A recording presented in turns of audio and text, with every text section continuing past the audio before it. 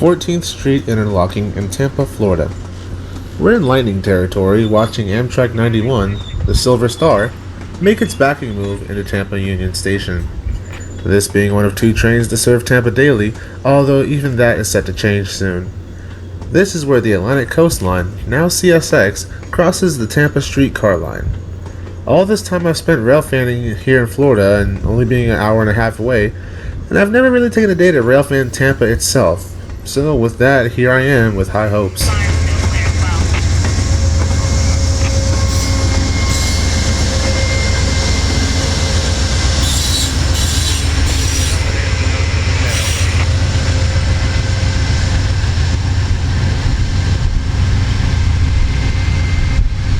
Yeoman answer 0710 over.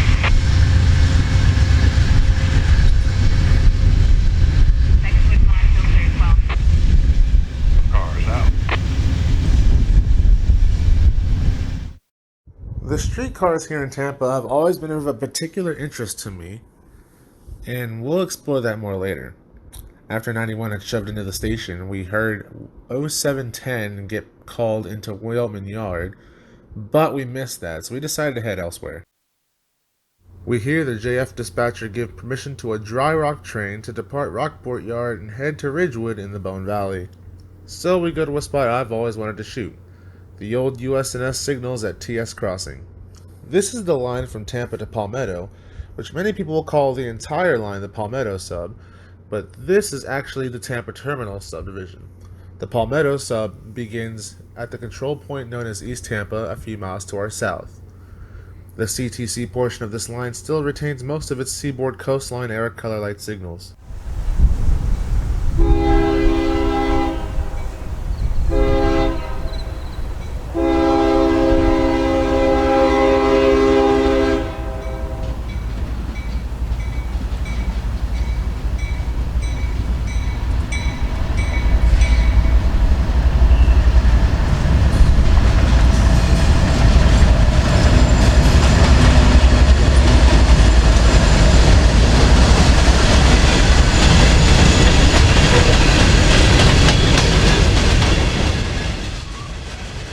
K311 is a local that runs as a turn from Rockport to Ridgewood in the Bone Valley and back.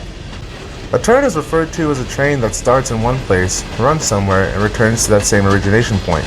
For instance, 8780 is the Sanford-Orlando turn. It originates in Sanford, runs to Orlando, then returns to Sanford. This train used to run as an O symbol, as a true local that it is. However, a few years ago, CSX changed these to KIDs due to them being unit trains.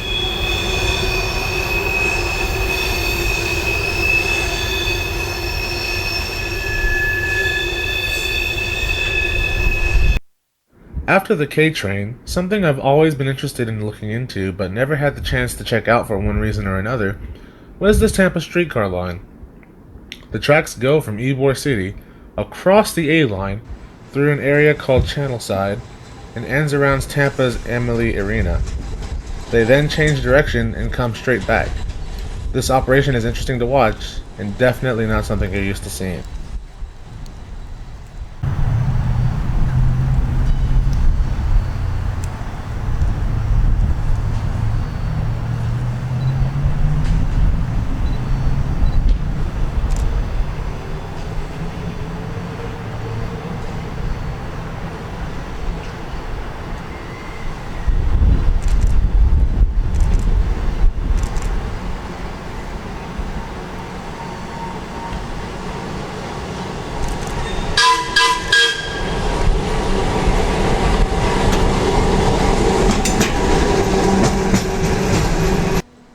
The streetcars have a small yard to the north of the A-line, and I'll definitely come back to see more of this operation. I like the vibe they give off, but it's definitely not a Florida vibe. Now this whole time that we were here in Ybor City, we've been hearing some horns somewhere, but couldn't exactly pinpoint the location. Getting back in the truck, we hear 0728 get permission to cross the diamond at TN Tower. Now, TN Tower, there's only a few things that be going that way. The St. Petersburg local, Clearwater local, same thing, or the Brooksville local. So we thought that there was a local going toward Brooksville. So we went toward TN to chase it north. It turns out it was the southbound 0728 returning from Brooksville toward Yeoman Yard. So we stopped at the first crossing we could figure out to get to and shot him both together.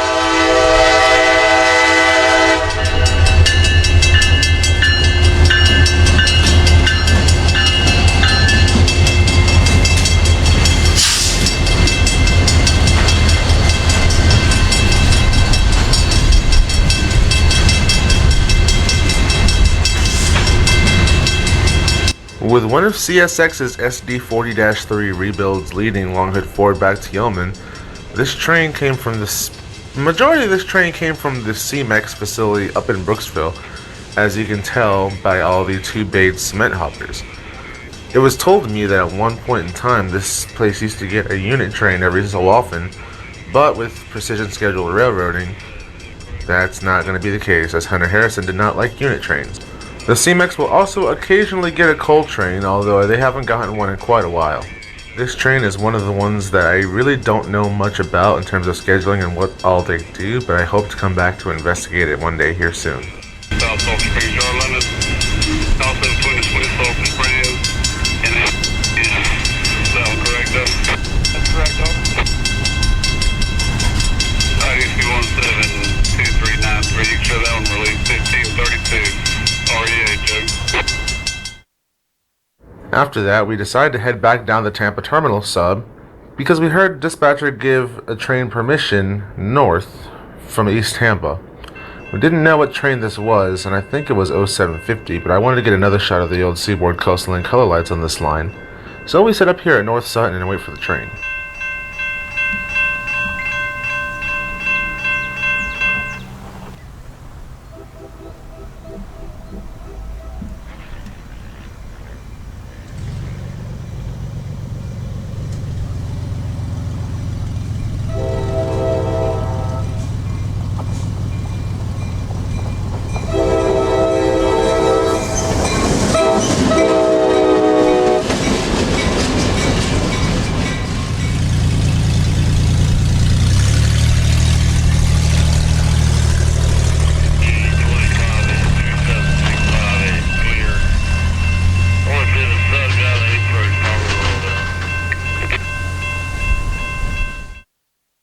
We head up to Yeoman Yard at local hotspot 70th Street.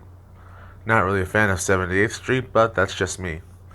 Here we see Q46 starting to double their train so they can head to Baldwin and Waycross. Doubling refers to the process of putting your train together with segments of more than just one track. Doubling up in 2 tracks, tripling with 3 tracks, and so on and so forth. Q46 is currently 3 trains combined. Q046, Q442, and the former Q740. Q740 and Q046, which at the time was Q188, were combined due to Q740 being just a few short cars as the juice train. And now, due to the coronavirus pandemic, CSX saw fit to combine Q046 and Q442 as either train were very small. As of current, they've been reinstated as separate trains, Q046 and Q442. In charge of this train is CSX number 336, a General Electric AC 4400 CW built in April 1998 for CSX to be used in heavy coal service. This class of AC 44 has the GE radial steerable trucks for tight curves in the mountains, as opposed to the GE standard rollerblade high-ad trucks you see on most Dash 9 models and on the lower numbered CSX AC 44s.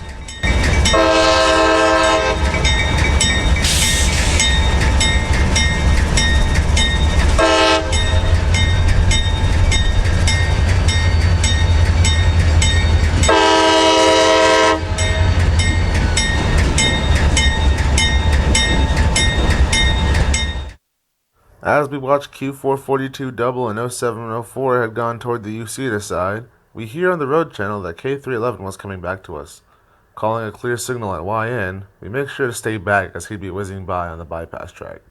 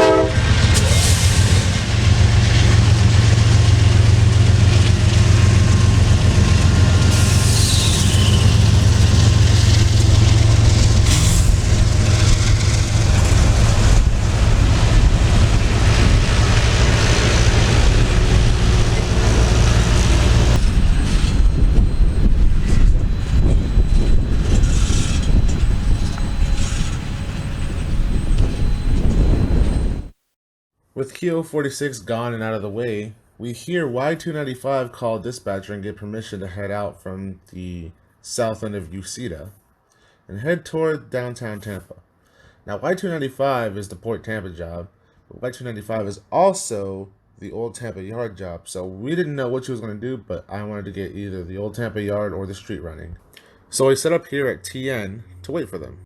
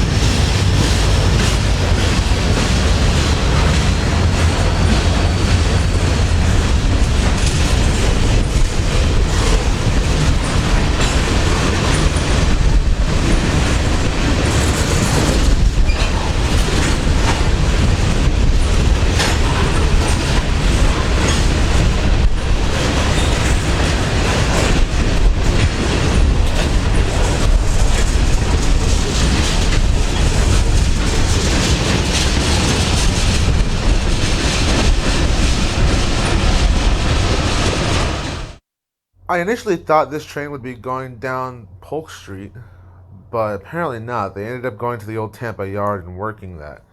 My batteries were starting to run dry, so I was saving it. So unfortunately, I didn't get any footage of them working the Old Tampa Yard. Eventually, when they were done, we went back to 14th Street to get a photo and video of them departing Old Tampa Yard past the old Amtrak station. I'd actually never seen a CSX train on this part of the A line, so it was really cool to see with the Tampa downtown in the backdrop.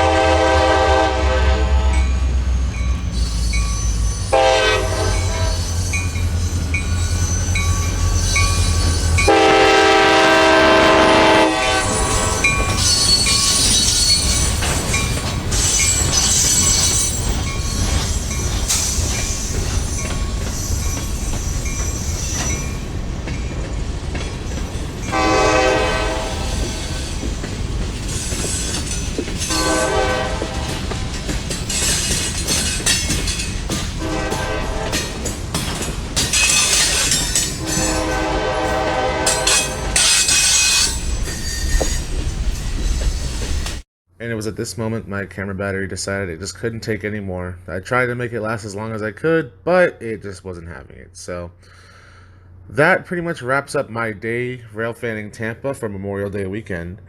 It was actually a pretty good time here. I really enjoyed myself, and I hope you guys enjoyed watching the things that I saw. And it's taken me a while to get this video out. There's been a lot of things going on, and I'm not too sure how much more often I'll be able to be putting out videos like this. But for those of you who are here and for those of you who have been here, I really appreciate all the support. And until next time.